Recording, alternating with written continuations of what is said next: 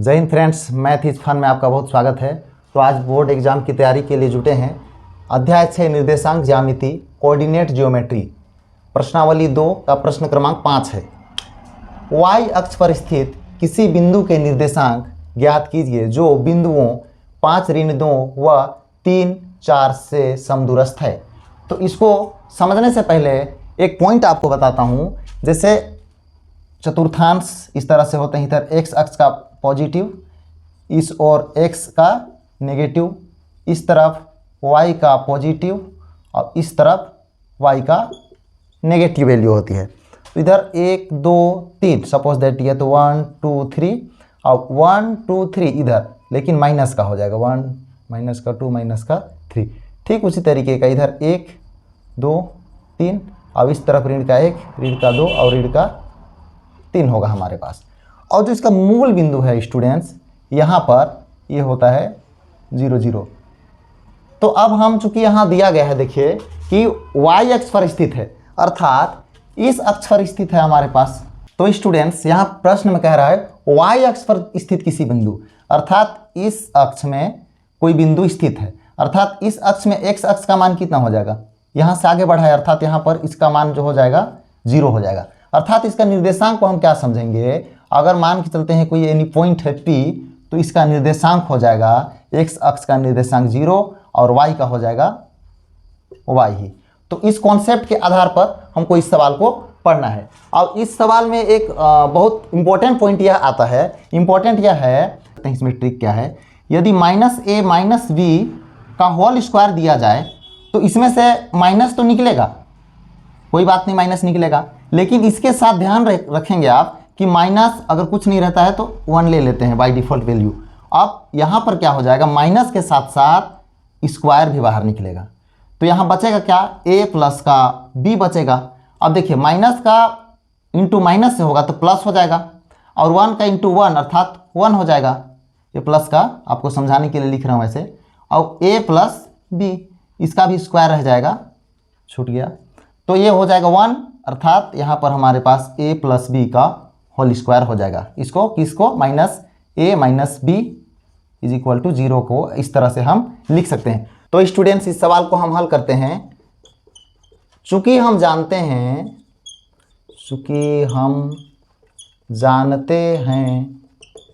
कि y अक्ष पर स्थित किसी बिंदु का निर्देशांक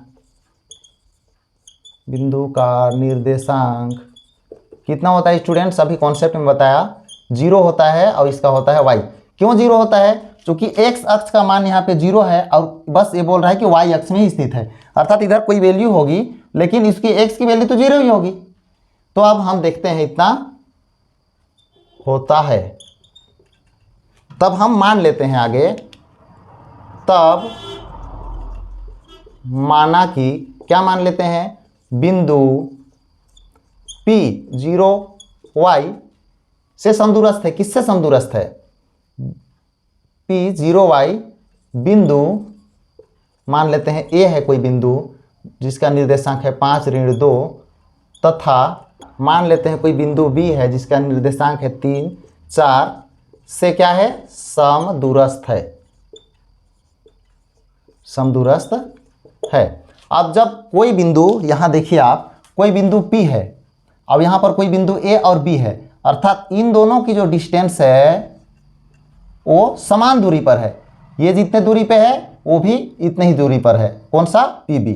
अर्थात इसको हम लिख सकते हैं, हमारे पास P का निर्देशांक कितना आया, 0y, P 0y, अर्थात इसको क्या बोल सकते हैं, ये x और ये y का वैल्यू है, तो क्या लिख सकते हैं इसको, P x y लिख सकते हैं। अब दूसरा बिंदु है A बिंदु क्या दे दिया गया है हमारे पास, इसको मान लेते हैं x1 और y1, तो इसका उस आधार पर मान क्या होगा, A बिंदु का 5, ऋण का 2, तथा B बिंदु का निर्देशांक हम मान लेते हैं x2 माइनस y2, तो इसका निर्देशांक क्या दे दिया गया है, 3 और 4।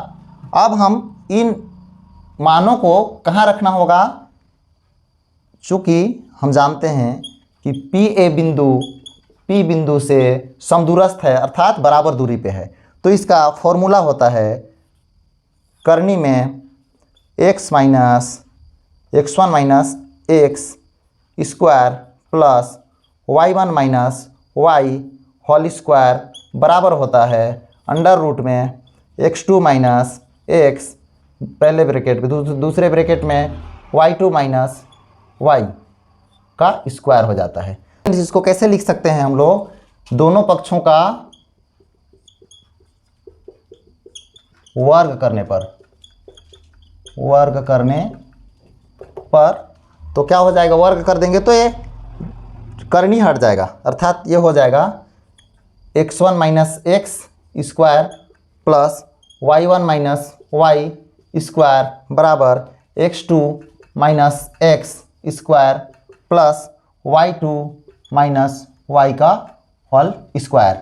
अब क्या करते हैं, सूत्र में मान रखने पर, इस सूत्र में हम मान रखेंगे तो x1 की वैल्यू क्या दे दी गई है, देखिए आप यहाँ से देख सकते हैं x1 अर्थात 5, अब ऋण का x के जगह में 0 दिया गया है, देखिए x के जगह में 0 है, यहाँ पे देख सकते हैं आप, प्लस y1 का वैल्यू क्या दिया गया है, देखिए यहाँ पे y1 का हमारे पास है माइनस का 2 और फिर हमारे पास y का क्या दे दिया गया है, माइनस का y ही रहेगा, स्क्वायर लग जाएगा। अब बराबर में x2 का वैल्यू क्या दिया गया है, यहाँ से आप देख रहे होंगे x2 का वैल्यू है 3 माइनस x का 0 है और स्क्वायर प्लस y2 का क्या दिया गया है, देखिए y2 का 4 और माइनस y का तो y ही है का स्क्वायर हो जाएगा। तो स्टूडेंट्स यही वाला कॉन्सेप्ट को आपको मैं बता रहा था, अभी ध्यान दिए हैं आप, आपसे बन ही जाएगा। तो 5 ऋण 0 अर्थात 5 के घात 2 धन का, ऋण का 1 निकाल देंगे, स्क्वायर भी निकल जाएगा, तो अंदर बचेगा 2 प्लस का y स्क्वायर बराबर 3 के घात में 2 धन 4 ऋण y के घात में 2।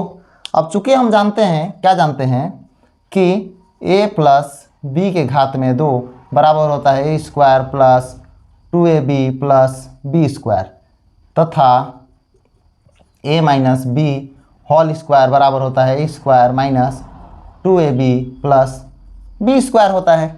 तो उस आधार पर स्टूडेंट्स हम इसको अगर हल करें तो लिखेंगे 5 का गुणा 2 बार, 5 बच्चे 25 हो जाएगा। अब 1 का गुणा 2 बार 1 ही आएगा, माइनस का गुणा 2 बार होगा तो प्लस हो जाएगा, अर्थात इसका फॉर्मूला में इसको रखते हैं, जैसे a प्लस बी का होल स्क्वायर, तो यहाँ पर a के जगह में क्या है 2 है, b के जगह में y है, तो a स्क्वायर अर्थात 2 के घात 2 धन 2 गुणा a का मान 2 गुणा b का मान y धन b के घात 2 मतलब y के घात में 2। अब बराबर इस पक्ष में देखें तो 3 तिया 9 हो जाएगा धन, यहाँ पर देखिए 4 ऋण y के घात 2 है, तो 4 a के जगह में b के जगह में y होगा, तो इसको लिख सकते हैं, इस फॉर्मूला में रखेंगे तो 4 के घात 2 ऋण का 2 गुणा a के जगह में 4 गुणा y के जगह b के जगह में y प्लस का y स्क्वायर। आप स्क्रीनशॉट ले लीजिए, फिर आगे का सॉल्यूशन देखते हैं।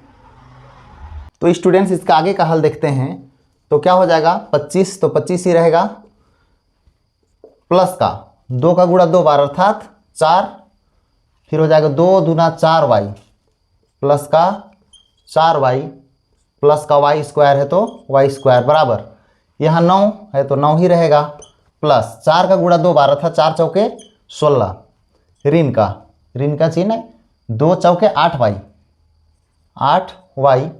प्लस का y स्क्वायर। अब देखिए यहाँ पे हम देखते हैं सभी को एक पक्ष में ले आते हैं, उससे पहले इसको जोड़ लेते हैं, 25 और 9 29 धन का 4y प्लस y स्क्वायर बराबर 16 और 9 कितना होता है 25, ऋण का 8y प्लस का y स्क्वायर। अब स्टूडेंट्स हम सभी को एक साइड ले आते हैं LHS में, तो 29 हो जाएगा धन का 4y धन का y स्क्वायर माइनस का हो जाएगा, यहाँ पे ले आते हैं तो 25, अब इधर का माइनस आके प्लस हो जाएगा 8y माइनस का y स्क्वायर, कुछ नहीं बचा, इधर 0 बचा। अब देखिए हम लोग यहाँ देखते हैं कि y स्क्वायर माइनस का और y स्क्वायर प्लस का कट गया, अब बच गया है 29 ऋण का 25 और धन का ये वाला 4y और धन का 8y बराबर 0। तो अब हम देखते हैं इसको, 29 में 25 घटा दिए तो कितना बचा 4 धन का, 8 और 4 12y बराबर 0। दोनों में से क्या कॉमन निकलेगा उभयनिष्ठ, 4 अगर हम निकालते हैं तो यहाँ से 4 निकल गया तो 1 बचा धन का, 4 निकल गया तो 12 को क्या लिख सकते हैं 4 गुणा 3 अर्थात 4 निकल गया तो 3y बराबर हो जाएगा 0। अब यहाँ देखिए 4 को अगर मैं 0 के नीचे ले आऊँ अर्थात 1 + 3y, अब 0 के नीचे 4 को ले आऊँ तो 0 ही हो जाएगा अर्थात इसको हम क्या लिख सकते हैं 1 + 3y = 0। अब क्या करते हैं हम लोग को उसका निर्देशांक y का निर्देशांक यहाँ पे निकाल लेते हैं क्या आता है। तो 3y को यहीं रहने दें और 1 को उस साइड ले आएंगे तो क्या हो जाएगा -1 अर्थात y = -1। अब ये वाला इसमें तिर्यक भाग हो जाएगा तो 3 हो जाएगा। अतः बिंदु P का निर्देशांक क्या हो जाएगा हमारे पास P 0 - 1/3 होगा। ये हो जाएगा हमारे पास स्टूडेंट आंसर। तो उम्मीद करता हूँ कि इस कॉन्सेप्ट को पूरा आप समझ गए होंगे, क्लियर हो गया होगा। और ये फॉर्मूला जो बताया आपको इसको बहुत ध्यान में रखिएगा, अगर इसको थोड़ा सा भी चूक करेंगे तो आपको मिस्टेक हो सकता है अंक और आपके अंक कट सकते हैं। तो इस तरह के और भी वीडियो देखने के लिए हमारे चैनल मैथ्स इज फन को सब्सक्राइब करना बिल्कुल ना भूलें और इसी तरह की वीडियो देखने के लिए बेल आइकन को भी दबा दें और अपने फ्रेंड्स तक भी शेयर करें। और वीडियो देखने के लिए बहुत बहुत थैंक यू। जय हिंद। आप परीक्षाओं की तैयारी में जुटे रहिए और स्वस्थ रहिए, मस्त रहिए। Thank you.